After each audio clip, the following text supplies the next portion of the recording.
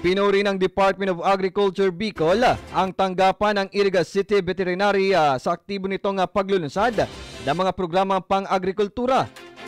Sa kanyang talumpati sa turnover ceremony ng bagong swine facilities sa lungsod ng Iriga, inihayag ni Department of Agriculture Region 5 Planning, Monitoring and Evaluation Division Chief Engineer Teodoro Eleda ang mga programang inilaan ng kanilang ahensya na makakatulong sa agricultural sector ng syudad. Anya, hindi madaling bigyan ng mga proyekto ang hindi pa accredited sa lugar.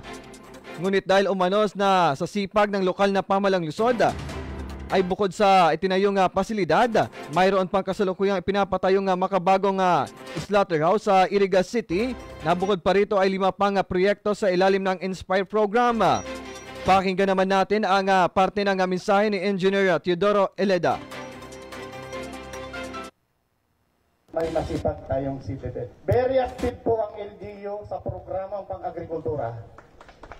There is a complementation ng project dahil meron po kayong ongoing nag-AA modernized slaughterhouse. 10% na po. Kaya ko po nasabi kasi po ako rin ang ID component head ng nasabing proyekto. Tatatlo lang sa Kamsur ang meron pong slaughterhouse. Sa Puhi, Iriga at sa Kalabanga na ongoing. So 3 lang po yan. And sa proyektong Inspire naman, kukunti lang yan. But you get the biggest prize in it. 5.